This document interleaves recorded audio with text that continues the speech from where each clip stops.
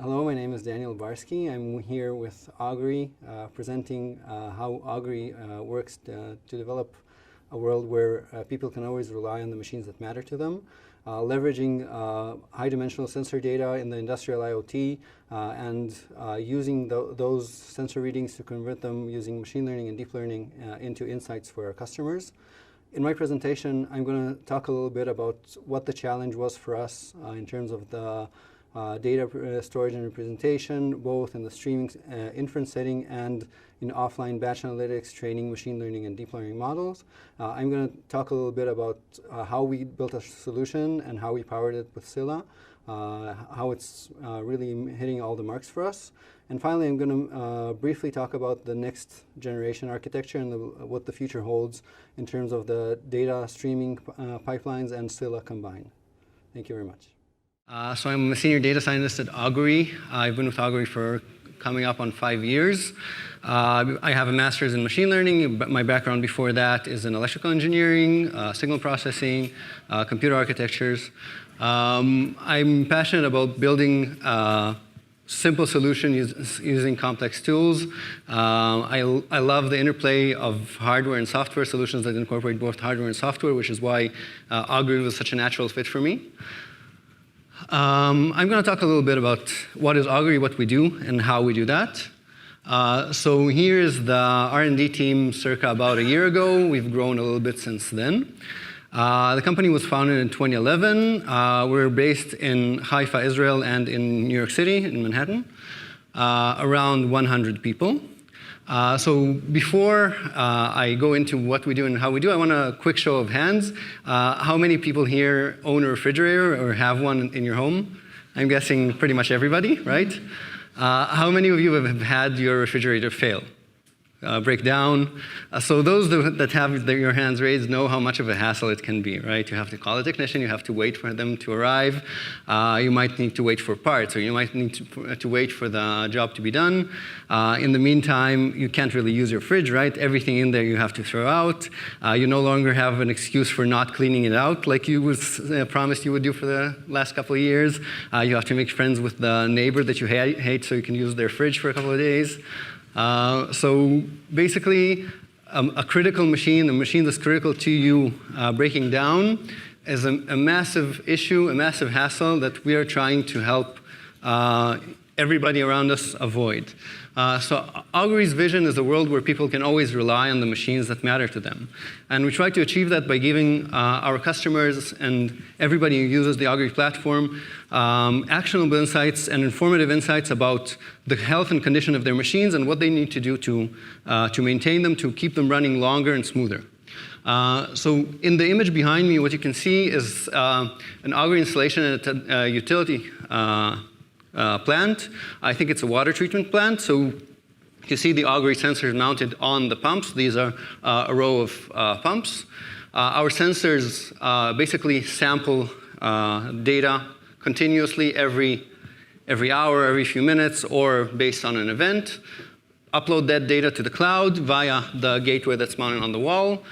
All of the data streams into our cloud, where we apply additional processing, signal processing, time series algorithms, machine learning, and convert those to actionable insights. This machine is running smoothly. This machine needs a bearing replacement. This machine only needs lubrication. This machine can run for 2 years without breaking down. This machine has to be stopped immediately. Our installations are pretty much worldwide, with a massive focus on the United States and Canada. We have some installations in Europe and Israel. We have in the thousands of monitored machines, constantly sending data, constantly uploading new recordings, new samples that need to be processed. And we want to be able to give our customers the insights that they need as quickly as possible with a low latency, without any backup due to massive surges or batches of data uploaded at the same time. So in terms of the solution, this is along the lines of what we've already talked about, right?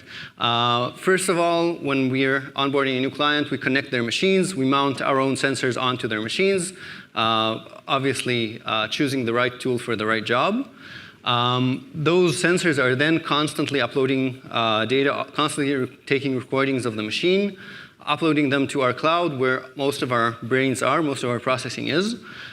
We convert those to insights for the specific machine, how good it's running or how bad it's running, what actions need to be taken. And finally, our customers are able to get those insights either via the web platform or mobile app or via email notification, text message, push notification, any way that they want to get their notifications, their alerts. So Augury works in the industrial space mostly. Typical installation would be a production line, a bottling facility, a diaper production line, consumer packaged goods, food production, etc. Basically, we want to help our customers maximize their throughput. So that means less unplanned downtime, less machines breaking down unexpectedly. Also, optimization of their operational parameters, right? Being able to set up the line so that you get the most product per work unit or per time unit. So a few words about the talk that I'm going to present. So I'm going to show a little bit about what the challenge is from our perspective, why we were looking for a solution like Scylla, why we were looking for a solution to store and serve time series data, what our specific use cases are in the context of Augury. I'm going to outline our solution, how we designed our architecture, how we designed the cluster, the data model. And finally, I'm going to touch on two final points. One is an additional benefit that was not the main objective of our original design, but pretty early on we realized that it's a benefit that we could use out of the box, and that's real-time web dashboards. And the final topic I'm going to cover is the next generation of our processing architecture. So as a quick teaser, we're migrating to a more data, pipeline processing oriented architecture from a microservice-based architecture. And I'm going to talk a little bit about how Scylla plays into that migration and into that new architecture. So when we are monitoring machines, like I said, we have sensors mounted on the machine, constantly making recordings, constantly uploading data. We have multidimensional data on the machine, right? We have multiple locations on the same machine. Within a single location, we have multiple sensors. So, for example, we have a triaxial vibration sensor. So, x-axis, y-axis, z-axis. Each one of these sensors produces a stream of data. So, ultimately, when we are reviewing the data in the context of a single machine is very high dimensional, in very high dimension. We are basically looking for both patterns in specific snapshots and trends over time, changes over time, that could indicate for us if there is an issue, first of all, if there is, how severe it is, how quickly it's deteriorating, and how urgent it is to address, right? So on the left side, you can see the typical patterns that we're seeing, at least in some of the parameters that we're tracking, and some of the features that we're tracking. So in some cases, it's a very steep increase. We call it a cliff. That basically means something broke off, something came loose, something changed very rapidly. Alternatively, if it's the other way around, if it's a very sharp drop, it usually indicates that the customer did some maintenance on the machine. Some repair was made. The machine is probably better off. In other cases, it's much more gradual deterioration. That's usually typical with bear-related issues. So if you have a fan and the fan starts to have wear on it, or if you have a bearing that starts to deteriorate, that is a much more gradual process over time that we want to be able to track over a long period of time. And the final phenomenon that we're recognizing are transients, which basically means some set of parameters, some set of operating conditions of that machine triggers a suboptimal mode of operation. The machine is vibrating very wildly, which could overload the machine and cause it to break down unexpectedly. So those are the three major categories of conditions that we're looking for. So when we are talking about the streaming setting, this is basically making a recording at a given time and using that newly received data to update our perception of the condition of the machine, right? If we have a new recording and we think that that recording indicates a deterioration of that machine, we want to be able to process that and convert that to an insight to the customer, convert that to an alert to the customer as quickly as possible with as little backlog, as little latency as we can. So we have a monitored machine. We have several sensors on the machine making recordings based on some trigger, either time-based or event-based. And then they basically take a raw data recording.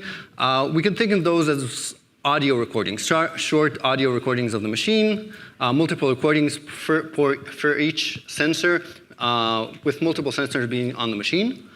And that raw data is uploaded to our cloud, and then we do feature extraction. We basically convert that audio recording to a representation that is much more tailored towards tracking the condition of the machine, basically tracking the parameters that we know are indicative of mechanical issues or electrical issues that we're looking for.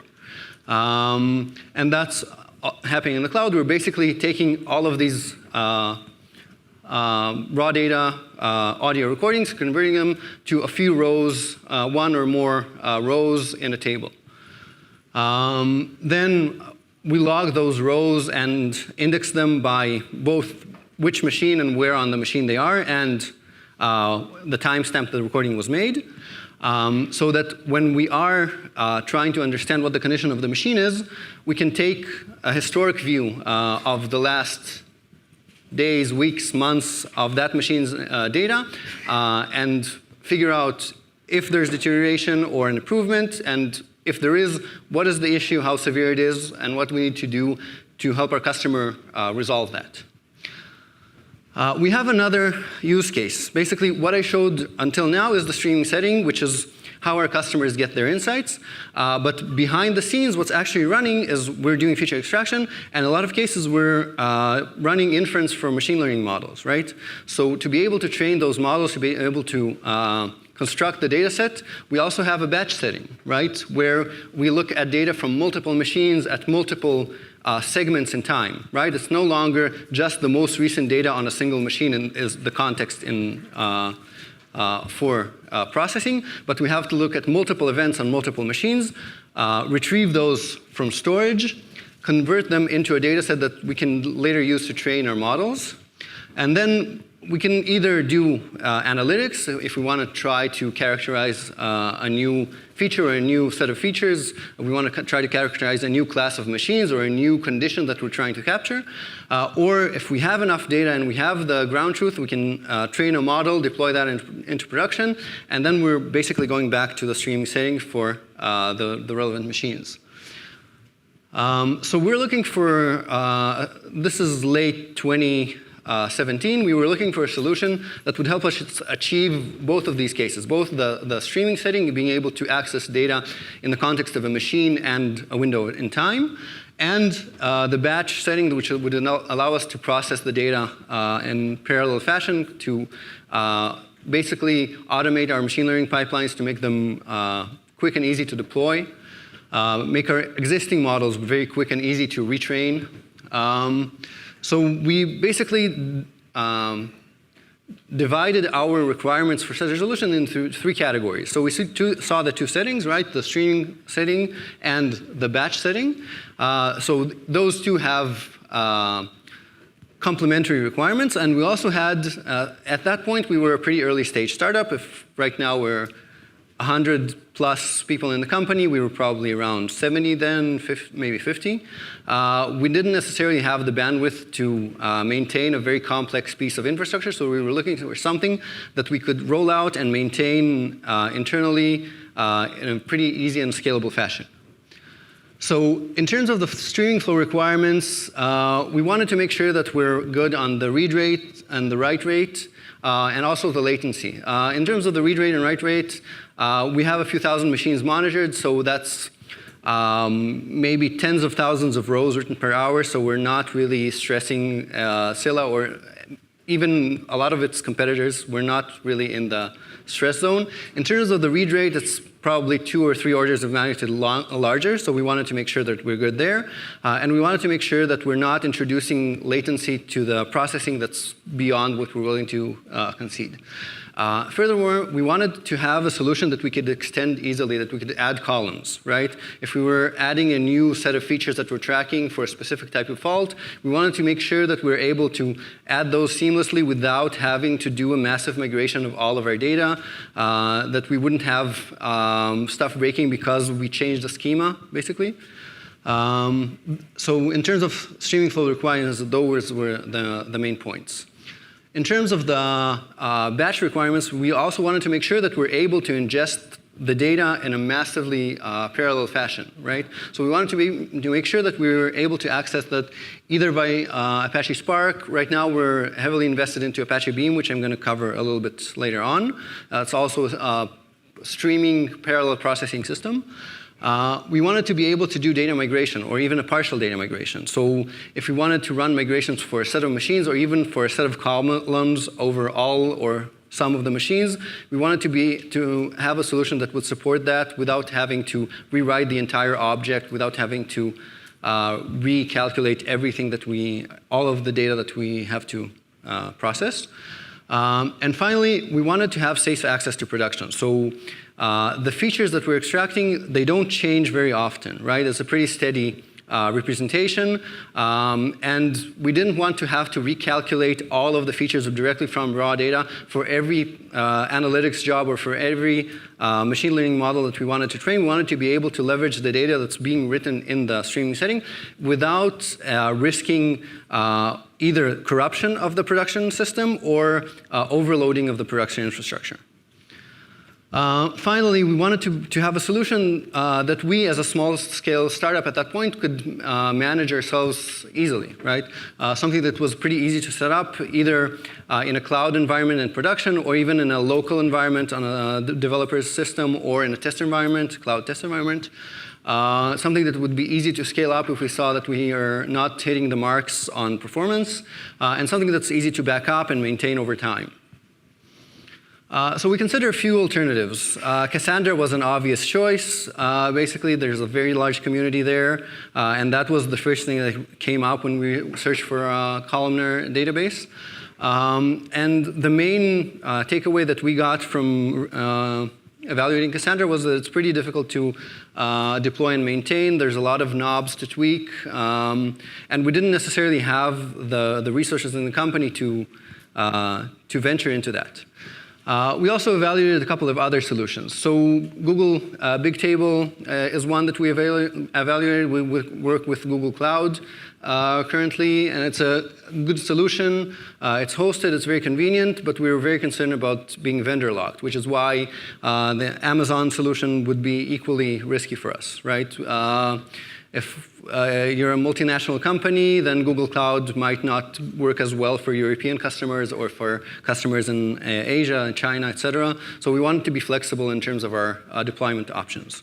We also considered time series databases, which were also not really a good fit for us. They're mostly tailored around a single time series, and since our use case is correlating multiple time series to begin with, we thought it would be better to do that at write time than at read time, so that was not really a good fit for us.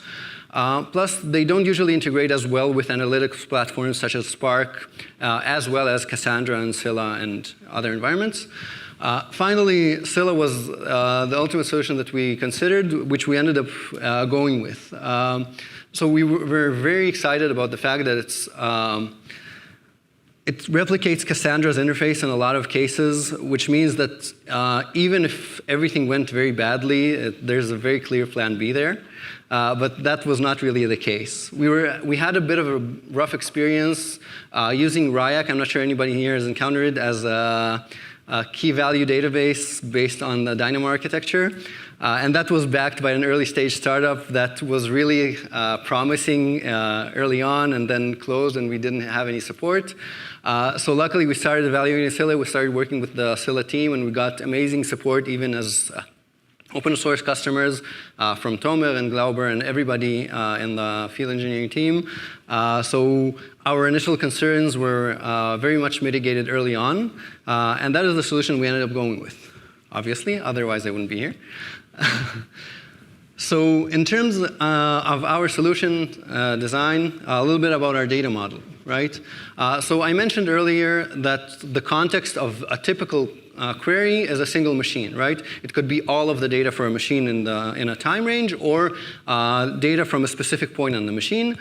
So that was the guiding principle behind our data modeling. In terms of the partition key, we chose the machine ID, right? The unique identifier for the machine, and a quarter. The reason we added the quarter, as I'm sure most of you are doing, is to have bounded size partitions or expectable size partitions. The added benefit there is that we had a coarse-grained way to parse like the time series data on the machine. We could just take the time range query and divide that into the few quarters that we needed, and that gave us a coarse-grained data access. When we're talking about the clustering key, we added the location, the specific location on the machine, such as this sensor is on the motor, this sensor is the x-axis vibration sensor, etc. And we also added the timestamp, so we would have much more fine-grained data access. And finally, all of the features are regular columns in the database. In terms of our cluster deployment, so we're entirely cloud-based. We're using Google Cloud. Since we had the two use cases, we decided on one basically major cluster with two data centers. So we have one major key space, which is the production key space, which has a replication of 3 on each of the data centers, right? The production data center is designed for production applications, and research data center is more for analytics and machine learning offline work. So the production key space is replicated in both data centers. We also have another key space, which is the research key space, which is only in the research data center. And that's more of an ephemeral data store. If we want to do any offline analytics, we want to do any intermediate tables, store any intermediate tables based on our analytics workflows. When a production client is running and accessing time series data, it's only doing that via the production data center nodes, and it only has access via authentication to the production key space. When we're running a batch job, when we're running any sort of analytics job, our batch client has read access to both key spaces, to both production and research key spaces, and write access only to the research key space. So that achieves the objectives that I mentioned before, where we're safe from corruption of production data, and we're also mitigating the overload to production infrastructure by not accessing the production data center nodes directly. But we still have read access to data that was written in the streaming setting. So we had our solution for the algorithmic use case, and it was working very nice for us.